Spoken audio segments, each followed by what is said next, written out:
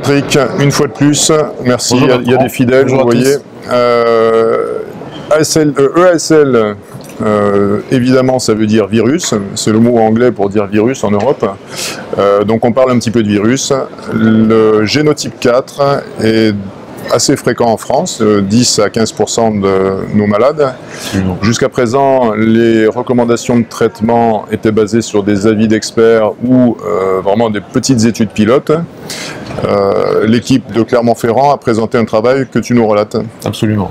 Donc je me suis intéressé au G4 parce qu'en fait le G4 ça correspond effectivement à 10 à 15% des patients que l'on suit en France, mais c'est un génotype qui est en tendance en augmentation. Et comme on le sait, en Égypte, vous avez 7 à 9% de la population qui est infectée et majoritairement par un G4. Et à l'heure actuelle, on estime à plus de 300 000 infections par an en Égypte. On est quand même certain que c'est un génotype qui a malheureusement de l'avenir. Donc l'équipe d'Armand Abergel a présenté en séance plénière une étude sur G4 et G5, une étude où il y avait 5 centres français, donc une étude française.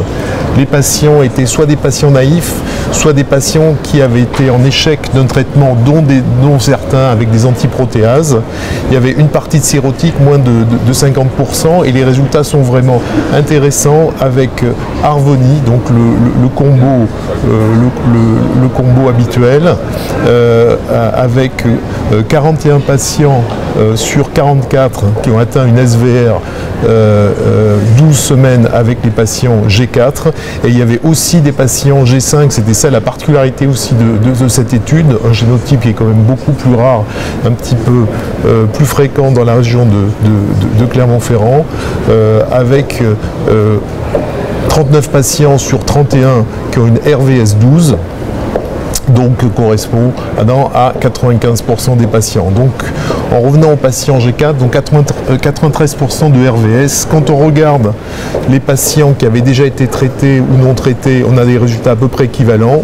On n'a pas de différence avec les patients cirrhotiques et non cirrhotiques, mais vous voyez que le chiffre était faible, donc on ne peut pas faire d'études vraiment statistiques sur les patients cirrhotiques et non cirrhotiques. Donc Harvoni est un traitement qui est vraiment très efficace chez les patients G4 et les patients G5. Merci. En conclusion, on peut peut-être dire que les recommandations de l'EASL 2015 ont été présentées hier. Et en ce qui concerne les génotypes 4, ça correspond? Alors, la différence, c'est qu'ils ont l'intérêt quand même des recommandations de l'ISEL, c'est qu'elles sont assez simples. Les patients G4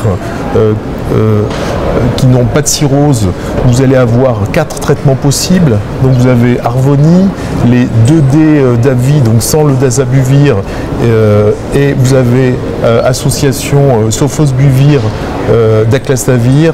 Vous avez aussi l'association sofosbuvir-siméprévir, donc 4 traitements possibles.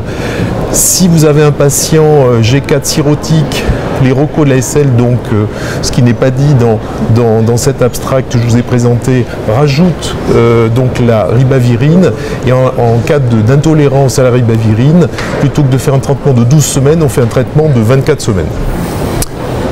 Merci Patrick, à bientôt.